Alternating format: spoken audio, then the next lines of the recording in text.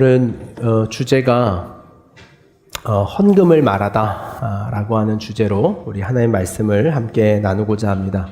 아마 헌금이라고 하는 단어를 제목에 걸어본 것은 제 목회에 있어서 처음이 아닌가 생각이 되어집니다. 아주 오랫동안 준비한 설교이기도 합니다. 그래서 그 내용을 전달하고 요약하는 데 있어서 쉽지 않은 고단함이 있었습니다. 그래서 여러분에게 오늘 전하는 메시지가 다소 시작이 좀 어렵지 않을까 하는 염려가 있긴 합니다. 그러나 주위에서 우리가 그 요점을 잘 찾아가면 결론은 쉽습니다. 헌금 설교는 요약하자면 그거 아니겠습니까?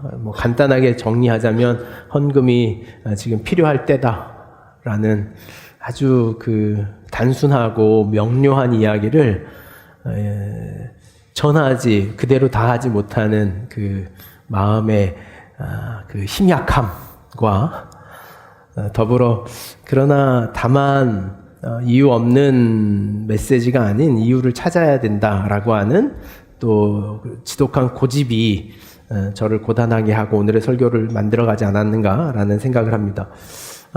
지난 주일 우리 욥기로부터 이야기를 좀 연결해 볼까 합니다. 욥의 이야기를 저희가 묵상하는 중에 있는데요. 욥기는 세 번의 큰 대담이 있습니다. 그의 친구들과 나누는 대담이죠. 그 대담에서 엘리바스와 빌닷과 소발이라고 하는 이 셋 욥의 친구들이 하울링이 계속 나는 것 같은데 그 세 친구들의 반응이 욥의 어떤 대답으로 다시 응답되는 과정을 갑니다. 욥기 23장은 이제 그 세 친구들의 대화의 세 번째 대담이 끝나가는 지점입니다. 근데 이 욥기는 엘리바스, 빌닷, 소발이라고 하는 이 친구들의 세 담화의 어떤 공식적인 프레임이 이 세 번째 담화에서는 좀 깨어집니다. 엘리바스의 대담은 제법 길지만 그 다음에 있는 소발의 대담 끝난 빌닷의 대화가 등장하지 않는 것으로 이 세 번째 구조가 끝납니다. 우리 이제 그 지점에 놓여 있는데 우린 지난주에 욥이 가졌던 인생의 큰 변화 하나를 느꼈는데 그 변화가 무엇이냐면 욥이 살고 있었던 시대에도 성전이라고 하는 그들의 예배 공동체와 제사의 공동체와 신앙의 공동체가 있었음에도 불구하고 그들의 삶과 신앙이 성전으로 온전하여지지 못하는 한계점을 발견하는 욥을 봤습니다. 욥은 자신이 겪었던 그 고통으로 인하여 자신이 직면한 자신의 삶의 고통이 돌이켜 세상의 고통을 이해할 수 있는 지점으로 자신을 끌고 가는 그 고통의 현장을 봅니다. 나의 고통이, 내가 당한 측면의 아픔이 저 사람이 얼마나 아프겠다라고 하는 타인에 대한 아픔의 이해로 그 고통을 승화시키기 시작합니다. 그 승화의 지점에서 욥이 또 하나 발견한 사실이 무엇이냐면 그 인류의 고통과 오늘 시대적 고통을 왜 성전이 해결하지 못할까? 왜 오늘 자신이 의롭다고 했던 그 자신의 세상을 살아갔던 의로움이, 가진 자의 의로움이 왜 오늘 그 사회적 고통을 다 해결하지 못했을 것인가? 라는 질문을 욥은 또 하나 갖기 시작합니다. 우리 신앙에도 그런 도전이 주어져야 할 필요가 있습니다. 내가 하나님 앞에 정직하고 의롭게 살아가는 것이 왜 세상을 정화시킬 수 없는가? 라는 질문이에요. 욥은 자신이 겪었던 육체의 고통을 뛰어넘어서 자신이 직면한 두 번째 고통은 자신의 신앙이 세상에서 아무런 힘이 없다는 것에 대한 고통을 직시합니다. 대체 이럴 거면 왜 우리가 신앙을 해야 하는 것인가? 라는 고통이 이제 욥이 직면한 두 번째 고통이었어요. 이를 통하여 우리가 지난주에 연결됐던 예수 그리스도의 성전의 정화의 사건, 그 마태복음 22장에 등장했던 성전에서 장사하는 자들과 환전하는 자들의 상을 엎으셨던 예수 그리스도의 성전 정화의 사건은 단순하게 성전을 부패함과 성전의 그 착취와 그 어긋남에 대하여 예수님이 분노한 것이 아니라 성전이라고 하는 것으로는 성전이라고 하는 규정과 규칙으로 인간의 그 내면의 탐심과 자기중심성을 바꿀 수 없으므로 오직 예수 그리스도만이 그 인간을 변화시킬 수 있는 존재다라고 하는 자기증명, 예수 그리스도의 메시아 증명으로서의 성전 정화 사건이 결국에 그 욥의 이야기, 성전의 불가능함과 성전이 가능했다면 예수 그리스도가 오시지 않으셔도 되었겠죠. 성전으로 충분했다면 이 땅에 하나님의 아들이 오실 이유가 없었지만 그 성전이 존재했음에도 불구하고 성전으로 안 되는 상황이기에 마땅히 하나님의 아들 되심이, 그 하나님이 직접 이 땅에 오셔야만 하는 새로운 성전의 신비, 새로운 예배의 신비, 새로운 제사의 신비가 예수 그리스도의 성전 정화의 사건에 연결되어져 있는 이 욥의 질문에 대한 응답이다라고 하는 것을 우리가 지난 주일 나누었던 말씀입니다. 오늘 나눌 게 아니라 마치 여러분들이 오늘 이런 이야기가 하는구나라고 듣는 것 같아서 제가 끝자락에 좀 말을 덧붙였습니다. 그게 지난주에 우리가 했던 말이죠. 성전의 불가능, 종교적인 제의와 그들의 짱 맞춰진 규범과 규칙이 불가능한 것. 그래서 오직 예수 그리스도만으로만 인간이 되어지는 것. 그러기에 우리의 기도의 끝자락에 반드시 예수님의 이름으로 기도합니다 라고 하는 그 분명한 신앙의 고백을 담아야 한다는 가치를 우리가 나눴죠. 계속해서 욥기는 23장과 24장에 자신의 이 어떤 호소를 담아냅니다. 욥기 23장과 24장은 제법 어려운 구조를 가지고 있습니다. 내용은 쉽습니다. 욥기 23장에는 오늘 우리가 욥이 고백한 것처럼 요약하자면 그렇습니다. 욥은 자신이 살아온 그 의로움이라고 하는 것, 친구들이 아무리 불의하다라고 말하지만 하나님 앞에 자신의 의로움의 정직함을 하나님이 증명해 주셔야 됩니다. 그러므로 하나님 빨리 나타나십시오. 왜 안 나타나십니까? 라고 하는 호소가 23장에 있는 호소예요. 하나님 제 길이 옳았다는 것을, 제가 신앙생활 반드시 잘하고 있었다는 것을 증명해 줄 수 있는 유일한 방법은 하나님밖에 없습니다. 그러니 하나님 오셔서 저에게 그 온전했다는 것에 대한 증명을 세워주십시오라고 하는 호소가 23장에 있는 욥의 호소예요. 24장은 그것과 아주 극명한 반전으로 넘어갑니다.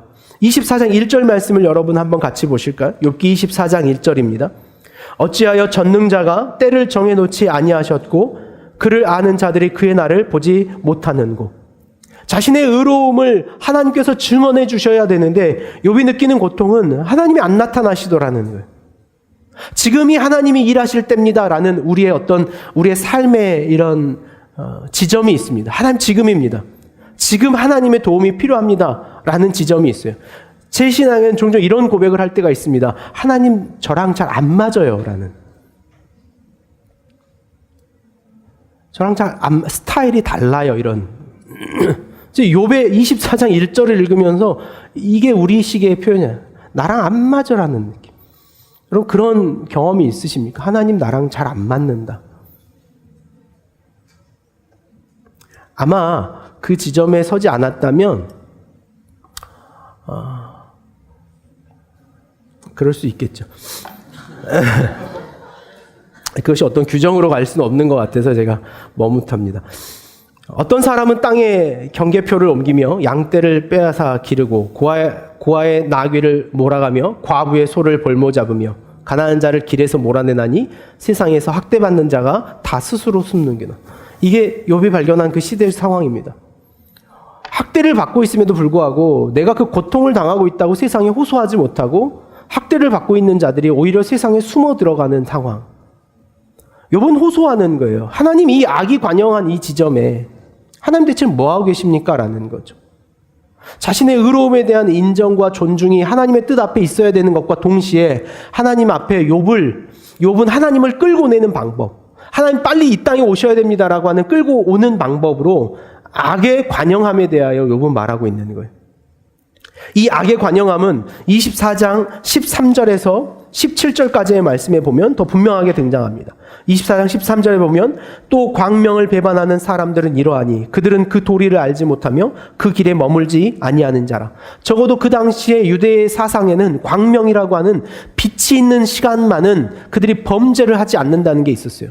근데 오늘 욥이 발견한 것은 대낮에도 그 빛이 있음에도 불구하고 범죄하는 자들의 삶에 대하여 그가 토로하는 거예요.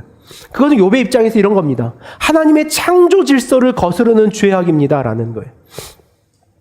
적어도 그 창조 질서에 합쳐서 죄라고 하는 것, 악이라고 하는 것은 부끄럽고 어두운 지점에 있어야 하는데 그 당시의 시대적 삶은 어두움과 부끄러움이 오히려 빛에 있더라는 거예요. 저는 이 말씀을 보면서 오늘 우리 시대를 살아가는 우리의 호소와 고통도 이와 같은 것이 아닌가 싶어요. 적어도 도둑질은 부끄러운 것이다라는 사상은 있어야 됩니다. 남을 속인다는 것은 매우 수치롭고 매우 자신을 부끄러운 지점으로 끌고 간다는 것쯤은 알아야 돼요.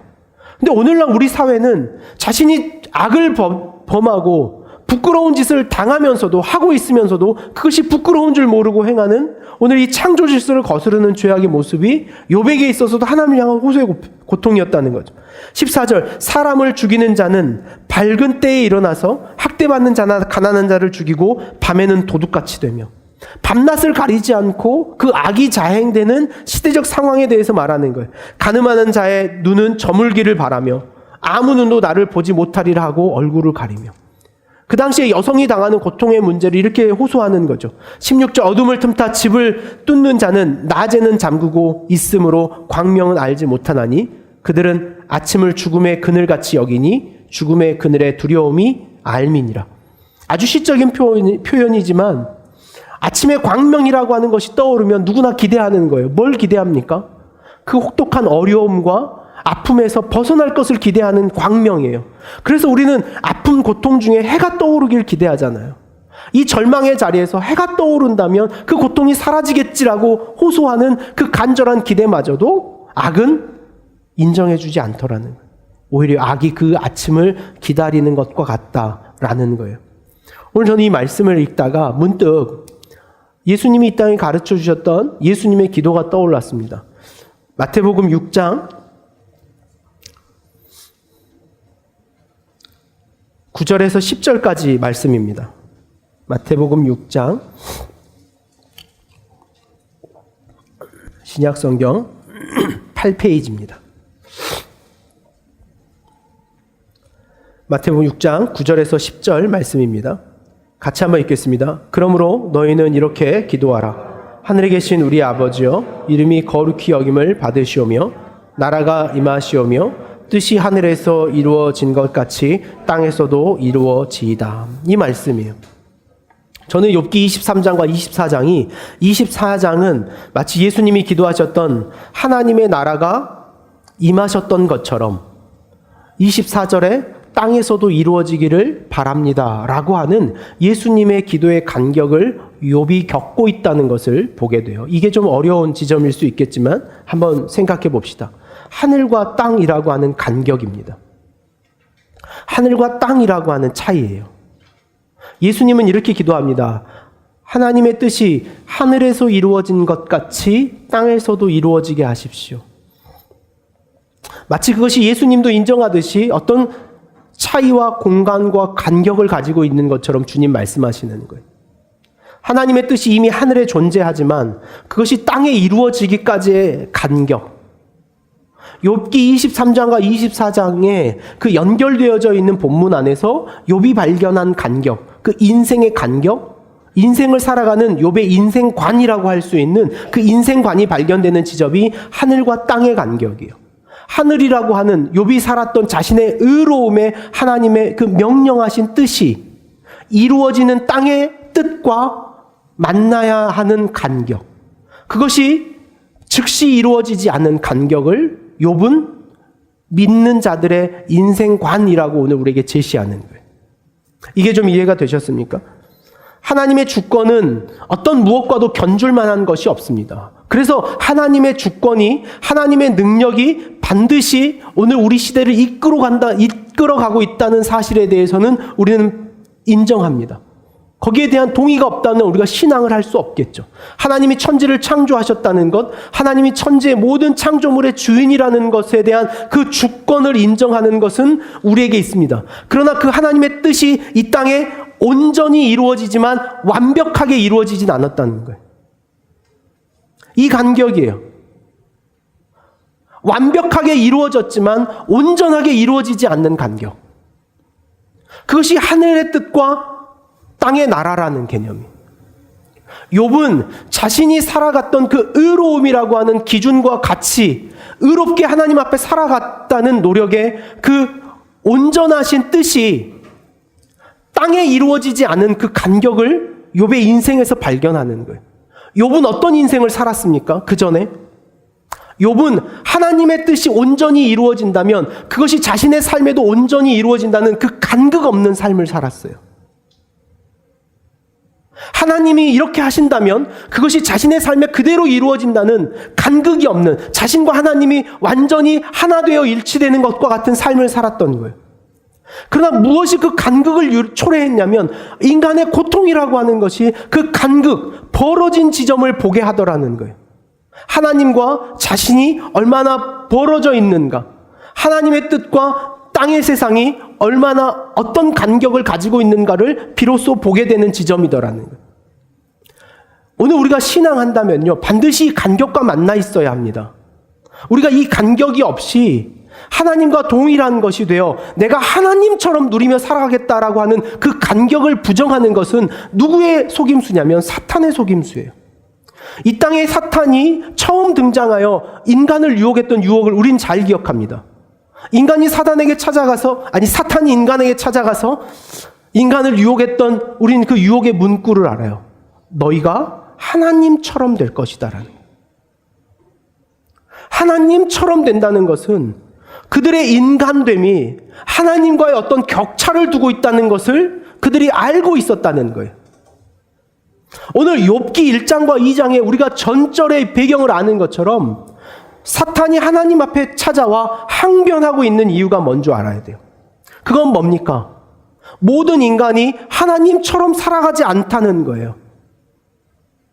만약에 모든 인간이 하나님처럼 신적 권위와 신적 능력과 신적인 혜택을 가지고 살아간다면 모든 인간이 그 범죄하지 않을 것입니다 라는 거예요. 지난주에 이 아린 자매하고 그 영화 조커를 보고 왔다고 저한테 그 자랑을 하더라고요. 그러면서 조커가 그렇게 된 것에 대하여 자신은 100% 동의한대요. 그럴 수밖에 없는 인생, 더하면 더했지 그 정도면 굉장히 선한 거라는 거예요. 저희 그 듣는 순간 번뜩 이런 생각이 됐어요. 그게 여러분 욥기가 가지고 있는 사고예요. 제가 이렇게 사단이 된 것은, 제가 이렇게 사탄이 될 수밖에 없었던 것은 하나님과 같지 않기 때문입니다 라는 거예요. 그 하나님과 같지 않음의 간격을 사탄은 하나님과 붙여버리기를 원하는 거예요. 그게 붙을 때야만이 비로소 자유라고 인식하는 이 사탄의 어리석음에 대하여 욥기라고 하는 성경이 우리에게 던져주는 신자와 인간의 바른 인생관은 오늘 이 말씀 안에서 찾자면 하늘과 땅의 간격을 인정하고 존중하는 삶으로서 우리를 초대하는 거예요. 그러나 그게 고통스럽습니다. 그 간격이 있다는 게 고통스러워요. 하나님과 인간의 삶에 그 고통이 메워진다면 우리는 평화롭겠지. 오늘 그것이 우리를 자유롭게 하겠지. 그것이 우리의 삶을 온전하겠지라고 생각하는 오늘 우리의 신앙의 관점이 온전하지 않다는 거예요. 하나님과 동행한다는 개념은 우리가 하나님처럼 된다는 개념은 아니에요. 하나님 앞에 우리의 소원과 소망을 바란다는 것은 우리가 하나님과 같은 능력을 갖자는 것이 아니에요. 마치 기차의 두 선로가 늘 평행선을 갖춰야 하는 것처럼 말이에요. 그 둘이 만나지 않아야 하는 진리처럼, 그것이 만나지 않아야 그 선상을 달릴 수 있는 것처럼 하나님과 우리가 살아가는 삶의 이 간격, 하늘의 뜻이 땅에 이루어지는, 하나님의 명령이 온전히 이루어지는 뜻과 그러나 이 땅에 다 이루어지지 않는 하나님의 뜻 사이의 간격, 그 간격을 인식할 수 있고 그것이 우리의 인생이구나 라고 그 인생관을 받아들일 수 있는 것, 그것이 신앙의 삶이며 신자의 삶이라고 하는 것을 욥이 지금 겪고 있고, 욥기라고 하는 성경이 성경 안에 빠지지 않고 포함되어 있는 이유가 여기에 있는 거예요.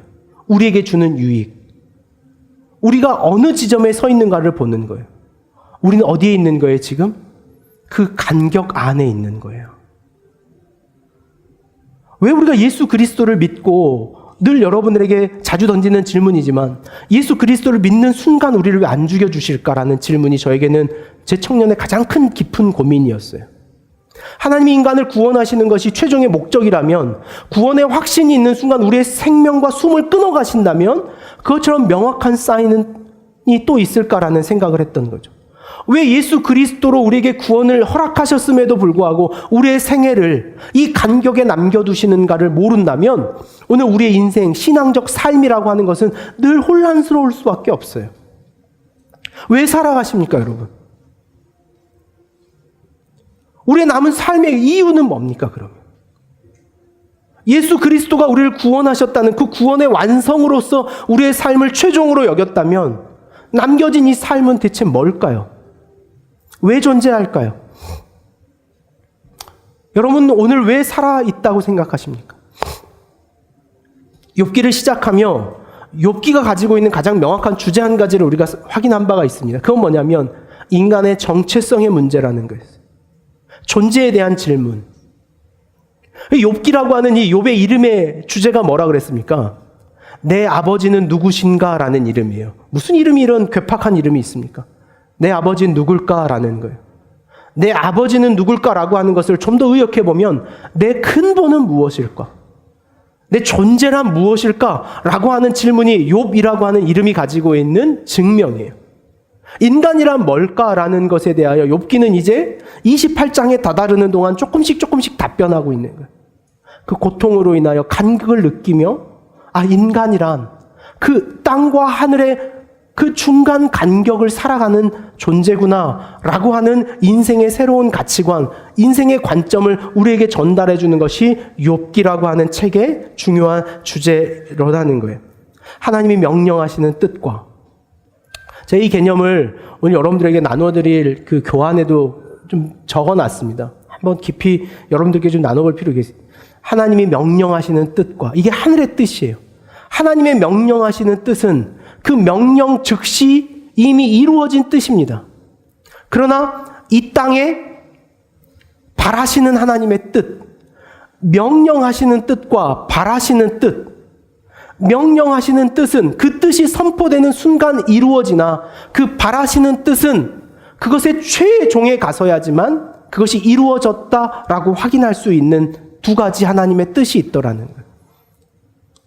어떻게 설명을 할까 고민을 하다가 완전하지 않지만 간단한 이런 예를 좀 여러분에게 드리려고 합니다. 아침을 깨워야 하는 부모와 아이가 있습니다. 생각을 해보십시오. 부모는 아이를 깨워야 해요. 그럼 자고 있는 아이에게 뭐라고 명령합니까? 저희 아이들은 7시 반에서 7시 40분 사이에 다 일어나야 돼요. 그러면 부모된 저희는 시간을 보죠.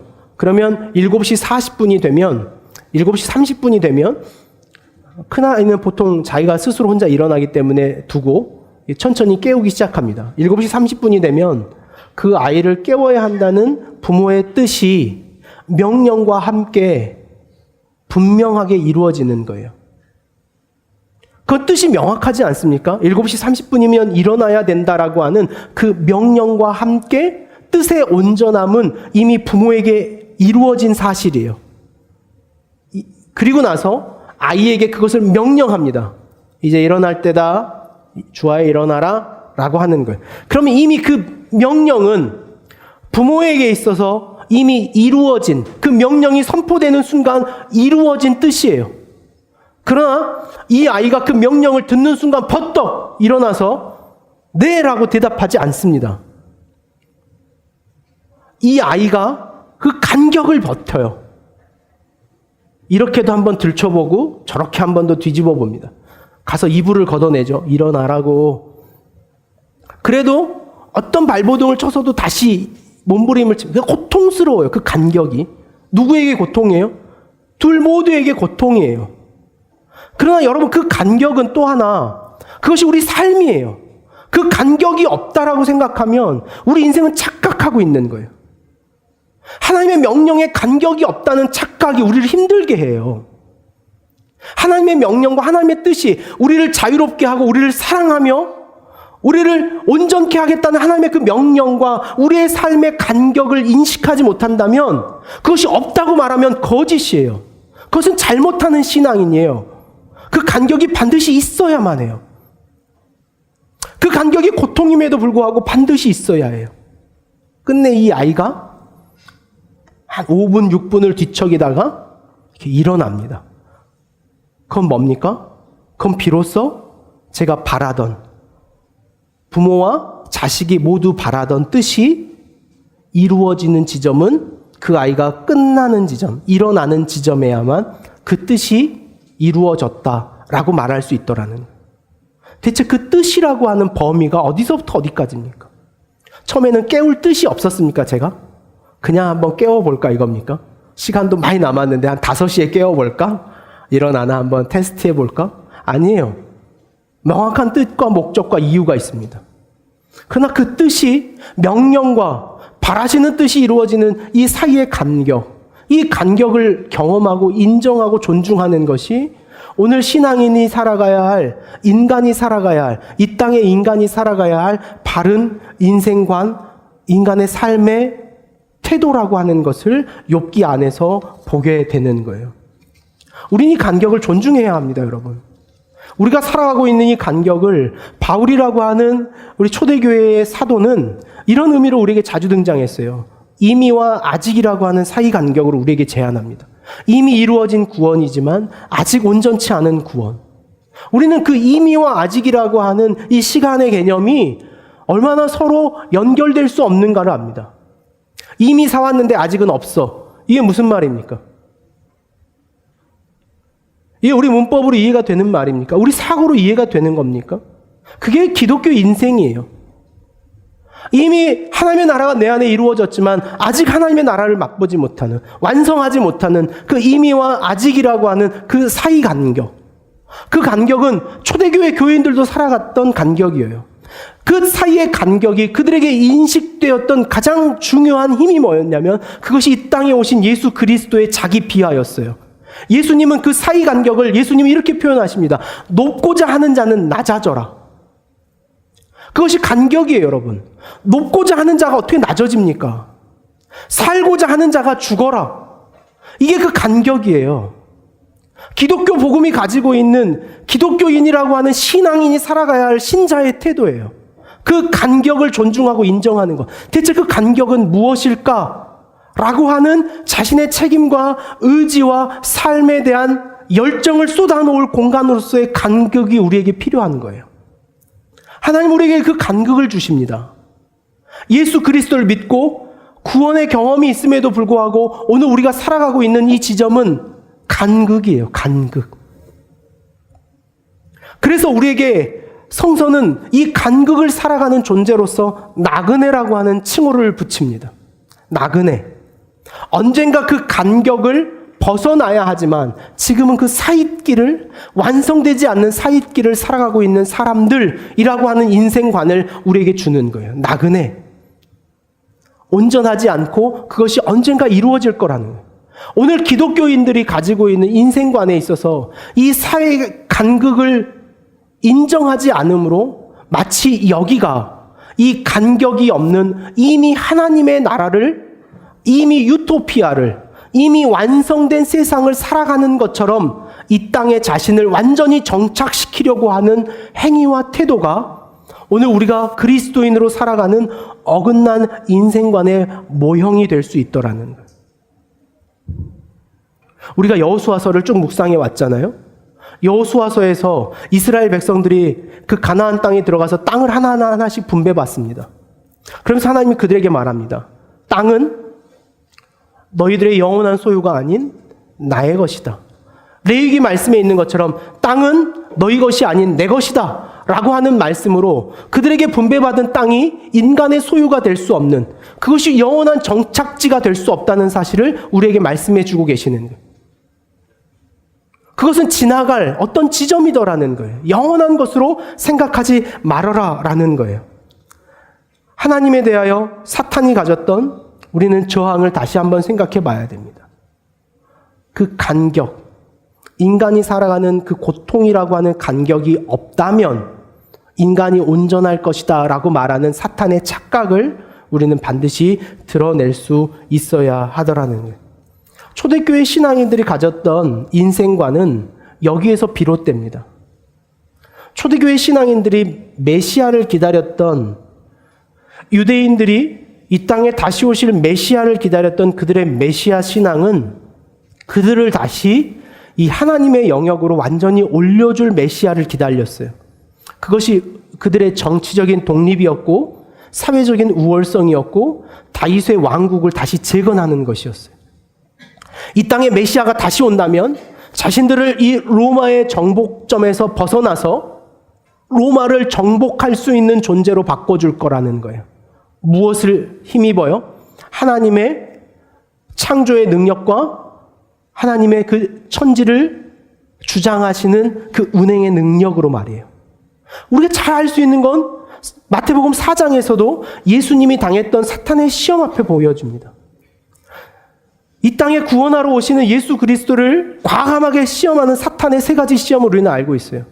그 사탄의 세 가지 시험이 지향하고 있는 길은 뭡니까?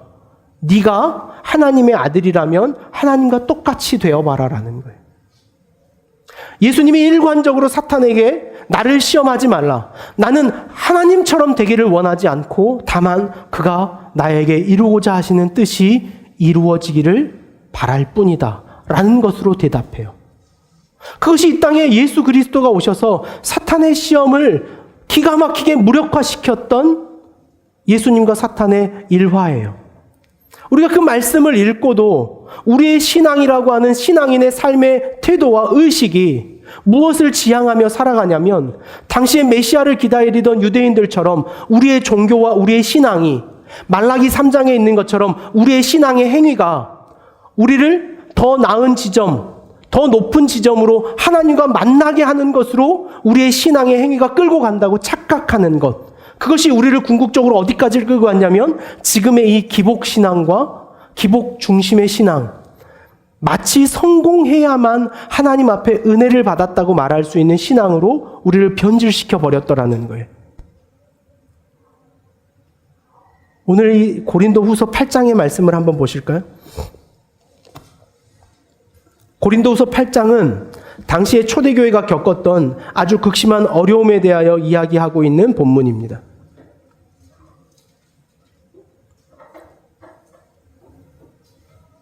예루살렘은 로마로부터의 극심한 핍박과 당시에 예루살렘이 가지고 있었던 사회적 기반이 생산을 바탕으로 하는 기반이 아니었기 때문에 초대교회 주 70년대 로마의 박해로부터 예루살렘은 편안하지 않았습니다. 예루살렘의 교인들은 너무나 힘들었고 가난했고 그들은 실제로 먹고 마시는 것에 넉넉하지 못한 삶을 살아가고 있었어요. 그러한 삶의 소식을 듣고 흩어져 있었던 마게도냐 교회에서 그들을 위하여 헌금하는 일이 시작됩니다. 바울이 복음을 전했고 그 복음을 전해드렸던 마게도냐 지역입니다. 마게도냐 지역이라고 하는 것은요, 소아시아에서 서쪽에 있는 땅입니다. 이 마게도냐 지역에는요, 우리가 잘 아는 교회 중에 빌립보, 데살로니가 교회, 베레아 교회가 있는 지역입니다. 이 세 교회에서 예루살렘의 교인들이 가난에 처해 있다는 소식을 듣고 그들이 어떤 마음을 갖냐면 그들을 도와야겠다라는 마음을 갖습니다. 그들을 도와줘야겠다라는 마음을 가져요. 8장 1절 말씀을 여러분 보실까요? 고린도후서 8장 1절. 형제들아, 하나님께서 마게도냐 교회들에게 주신 은혜를 우리가 너희에게 알리노라. 바울은 마게도냐 교회가 어떤 일을 했는가를 설명하시면서 마게도냐 교회들에게 주신 은혜라고 표현합니다. 여기에 마게도냐 교회인들에게 보내는 은혜, 마게도냐 교회인들에게 하나님이 주셨던 은혜라고 하는 것은요, 오늘 우리가 쭉 이야기해왔던 그 하나님의 명령하신 뜻과 바라시는 뜻의 간격을 그들이 읽어낼 수 있었던 은혜예요. 그것을 읽어낼 수 있으므로 그들이 궁극적으로 실질적으로 할 수 있었던 은혜의 행위는 무엇이었냐면 마게도냐 교인들 역시도 극심한 가난에 있었지만 그들의 가난을 뒤로하고 예루살렘 교회의 가난을 향하여 그들의 주머니를 열어 헌금하고 연보할 수 있었던 은혜를 말하는 거예요. 여기서 그들이 받았다는 은혜는요, 그 삶의 간극을 살아가면서 자신의 어려움을 뒤로하고 타인을 위하여 자신의 주머니를 비울 수 있는 지점까지 자발적으로 갈 수 있었던 은혜를 표현하는 것이 풍성한 은혜를 받았다라고 하는 말 안에 있는 거예요. 여러분도 여기에 동의하실 수 있겠습니까? 실질적으로 여러분 우리가 한다면 우리가 가난한 형편에 처해 있는데 우리의 지갑을 열어 더 가난한 자를 향하여 손을 내밀고 나서 우리는 은혜를 베풀었다고 표현하겠습니까? 은혜를 받았다고 표현하겠습니까? 여러분 어떻게 표현하시겠습니까? 은혜를 베풀었다고 표현하는 게 맞아요. 그래 바울은 그들이 행했던 그 은혜의 베품을 오히려 은혜를 받은 것이다라고 설명하고 있는 거예요. 여기에 오늘 우리의 고민이 있는 거예요. 어떤 인생관으로 그들이 살고 있었는가를 여기에 드러내는 거예요. 초대교회 교인들이 그들의 가난 속에서도 어떤 인생관을 가지고 살아갔는가라는 거예요.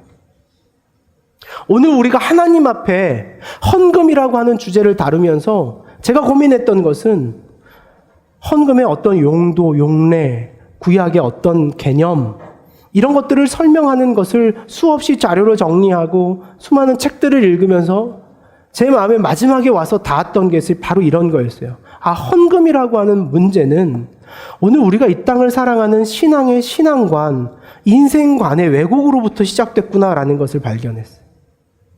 다만 얼마의 애물을 드리고 안 드리고 헌금을 작정하고 안 하고 많이 드리고 온전하고 드리고의 문제가 아니라 오늘 우리가 이 세상을 살아가는 우리의 인생관, 이 세상을 살아가고 있는 우리의 인생을 바라보는 우리의 관점이 얼마나 그 기초부터 왜곡되어져 있는가, 그것을 수정하지 않는다면 오늘 우리의 이 헌금이라고 하는 주제는 다시 돌이켜 서로를 다만 불편하게 하는 것이 될 수 있겠구나라는 생각을 하게 된 거예요. 오늘 여러분들한테 굉장히 긴 자료를 나눠드릴 예정입니다. 그 긴 자료는 제가 그동안 헌금이라고 하는 것을 구약과 신약의 맥락에서 그 자료와 내용과 역사적 의미와 신앙적 의미를 다 담아 여러분들에게 요약해 놓은 거예요.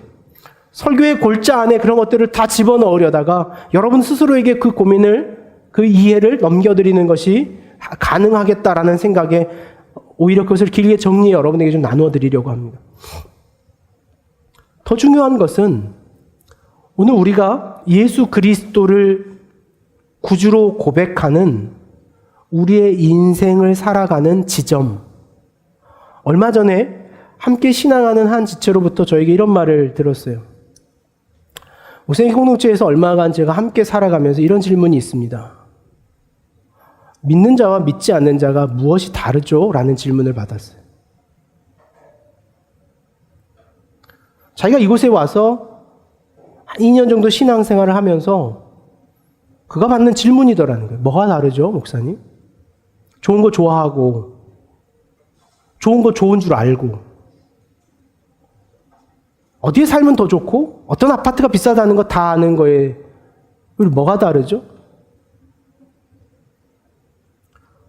헌금은 여기에서부터의 고민인 것 같아요. 우린 뭐가 다를까요? 여러분 무엇이 다릅니까 지금? 예수 그리스도가 십자가에 못 박혀 죽어 그것이 우리를 살려낸 것으로 인하여 우리는 무엇이 다른가요 지금? 우리는 어떻게 살아가고 있나요? 학교에서 우리의 삶, 또 우리의 장래와 미래를 발견하고 우리의 인생을 어떻게 살아갈 것인가라고 하는 여러분의 인생관과 인생의 계획에 무엇이 다른가요? 너무 어렵게 설명했습니까? 이 사이라고 하는 것, 나그네라고 하는 것, 반드시 여기가 끝이 아니라는 것. 왜 여기가 끝인 것처럼 살아가는 것에 우리는 동일한 삶을 살아가냐는 거예요. 왜 여기에서의 삶이 끝인 것처럼, 그것이 전부인 것처럼, 그 간격이 없는 것처럼 살아가는 저 사탄의 세상과 같은 삶을 우리는 끝내 살아가고 있냐는 거예요. 우리의 질문이에요. 만약에 마게도냐 지역의 교인들이 그들의 삶의 현 주소가 자신들의 인생의 마지막이고 최종점이라고 생각했다면 타인을 향하여 연보하는 일을 은혜를 받았다라고 표현할 수 없습니다. 은혜를 베풀었다고 표현하는 것이 훨씬 그들의 삶의 가치관에 맞겠죠. 은혜를 받았다. 그러면서 예수 그리스도의 이 행적을 바울은 어떻게 끌고 가는가 여러분 보십시오. 7절이에요. 오직 너희는 믿음과 말과 지식과 모든 간절함과 우리를 사랑하는 이 모든 일에 풍성한 것 같이 은혜에도 풍성하게 할지니라. 내가 명령으로 말하는 것이 아니요 오직 다른 이들의 간절함을 가지고 너희의 사랑의 진실함을 증명하고자 함이로라. 그들이 가졌던 인생관은 자신들이 이 나그네로 살아가는 이 삶의 여정이라고 하는 것이 다만 타인을 더 사랑하고 하나님을 더 사랑하는 것으로서의 완성이라고 하는 것을 오늘 이 마게도냐 교인들이 경험하고 누리며 살아갔더라는 거예요. 무엇을 사랑할 것인가에 대한 명확한 인생적 답이 그들에게는 주어져 있더라는 거예요. 그러면서 바울은 그것을 무엇과 연결합니까? 9절 말씀이에요. 우리 주 예수 그리스도의 은혜를 너희가 알거니와 부요하신 이로써 너희를 위하여 가난하게 되심은 예수 그리스도가 이 땅에 오셔서 자신의 사랑으로 그 간격, 인간이라고 하는 삶의 간격을 살아내셨던 예수님의 자기 비하, 그 박애의 정신을 그 사익 공간을 채우는 유일한 도구라고 우리에게 제시하는 거예요. 오늘 우리가 나그네로서의 삶을 살아간다면 우리의 인생적 행보는 당연히 이런 박애적 정신과 자신의 주머니를 비워 타인을 채우고자 하는 삶의 행동으로 나아가는 것이 은혜를 받은 자로서의 그 삶을 살아가고 있다는 것에 대한 명확한 증명이 될 것이다 라고 바울은 우리에게 말해주고 있는 거예요. 여기에 우리가 드려야 할 헌금의 의미와 메시지가 있습니다. 거기에 가치가 있는 거예요. 한자 성어 중에요. 수신제가 치국평천하라고 하는 말이 있습니다. 우리 잘 아는 말이죠. 여러분들도 아마 여러 차례 다 들었겠지만 이 한자 성어 중에 제가라고 하는 표현이 있습니다. 가장 핵심적이지 않죠. 수신제가. 제가라고 하는 단어의 의미를 우리는 이미 알고 있었습니다. 제가는요, 이 제자는요, 가지런할 제자입니다. 가지런하게 할 제. 이 가지런하게 하다는 것은요, 옛 농부들이 고추나 곡식을 널어놓고 그것을 바닥에 가지런하게 내는 것을 이 제자라고 표현했습니다. 쌀이 쌀 위에 올려지지 않아서 가지런하게 모두가 햇빛을 볼 수 있게끔 하는 것. 가자는 집 가자를 썼습니다. 수신제가, 치국평천.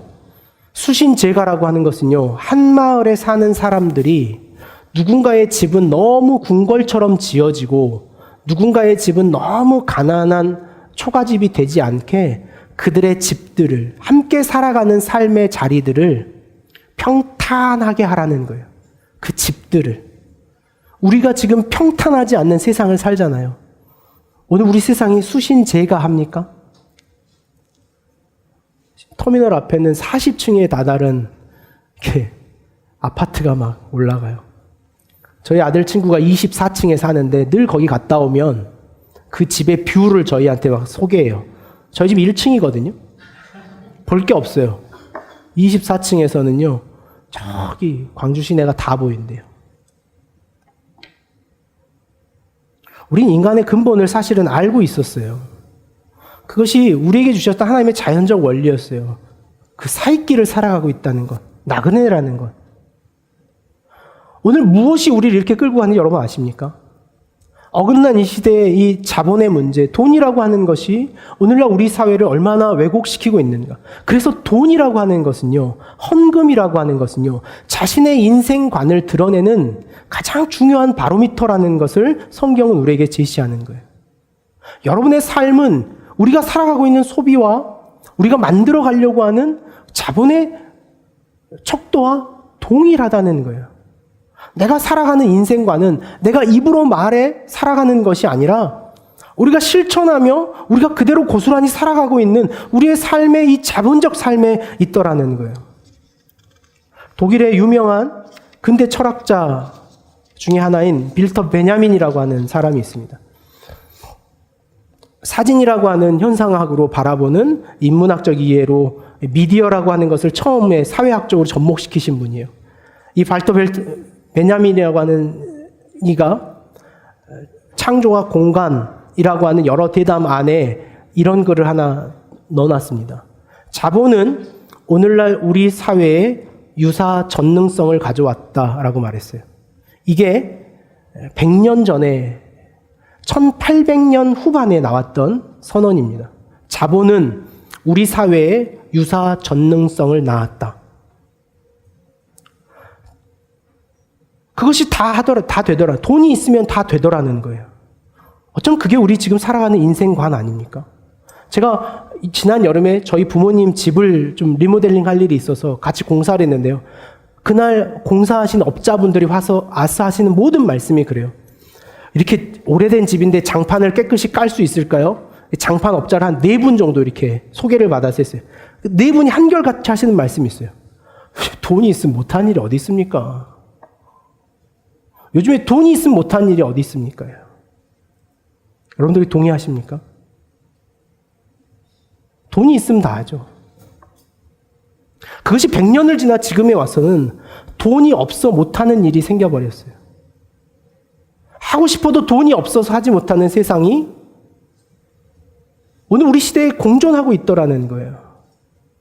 세상의 약 10%는 돈이라는 것을 중심으로 살아가는 자본주의 사회지만 우리가 눈 가리고 있는 90%의 세상은요, 돈이 없어 죽어가고 있는 세상을 우리는 공존하고 있단 말이에요. 욥이 23장에 자신의 의로움을 드러내는 것으로서의 우리 신앙이 다 했다고 말할 수는 없어요. 나의 갈 길 다 간 후에, 나를 단련하신 후에 저를 정금같이 나오게 하십시오의 신앙은 반쪽이에요, 여러분. 이게 우리의 기독교라면 우리는 똑같이 세상의 가치관을 가지고 살아가는 거예요. 그 면만 보고 신앙했다면, 그게 우리의 신앙의 궁극적 목표였다면,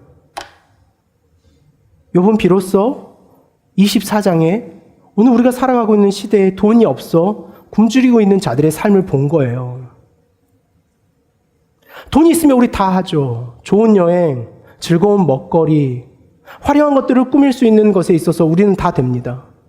내 돈을 가지고 내가 하는데 무슨 말이겠느냐라고 하는 것까지도 우리는 정설이 되어져 버렸죠. 그게 오늘 우리가 그리스도인으로 살아가는 우리의 삶의 모형일까요? 우리가 왜 넉넉하지 않아서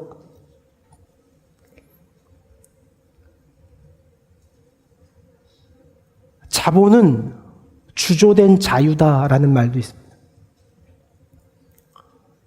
마치 자본이라고 하는 것은 만들어진 재화로 깎아진 자유처럼 우리는 그게 없으면 자유가 없는 것처럼 느끼는 시대를 살아가죠.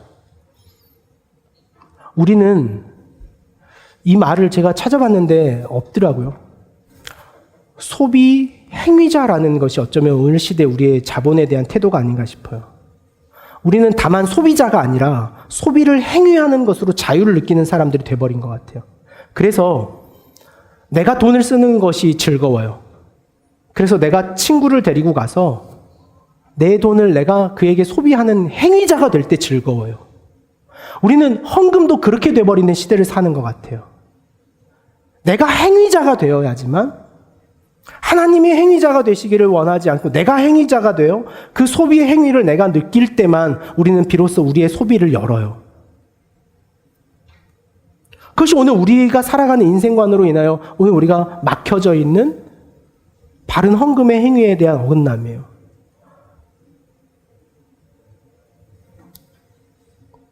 말씀을 맺고자 합니다. 하나님이 명령하시는 우리의 삶의 궁극적인 인생의 태도를 우리가 훈련할 수 있는 어쩌면 우리 삶의 도구와 방법은 우리가 헌금이라고 하는 돈과 자본의 행위를 어떻게 사용할 수 있는 거예요. 10의 1조의 예물을 드린다는 것은 여러분 10의 1과 10의 9를 구분짓자는 개념이 아니에요. 성경의 10의 1조는요 하나라고 하는 온전성의 의미를 포함합니다. 그래서 내 인생이 하나님께 이렇게 온전하게 사용되기를 원합니다 라는 마지막의 각오를 가지고 그것을 살아가는 거예요. 우리 다름이 거기에 있겠죠. 여러분 기억하는 교회는요 한 가지 꿈이 있습니다. 어떤 꿈이 있냐면 큰 성전을 짓거나 어떤 화려함을 자랑하고 싶은 꿈이 아닌 정말 저희가 다음 주에는 운영위원회 내년도 계획안에 저희가 같이 포함될 주제인데 저희가 매달 저희가 마땅히 흘려보내야 될 지점을 저희 교회 안에서 함께 찾아가는 일들을 이제 내년부터 시작할까요? 그래서 여러분의 11조 내는 그 금액을 가지고 반드시 세상으로 돌려보내는 일을 우리의 교회에 다름이 좀 해보고 싶은 마음이 있어요. 우리는 뭐가 다른가? 여러분, 그러기 위해 우리의 노력이 좀 필요합니다. 결단이 필요해요. 저희 교회가 숫자적으로는 작지 않습니다. 얼마 전에 제가 이 교회 모임에 갔는데 교인 수 50명인데 교회를 건축했다 그러시더라고요.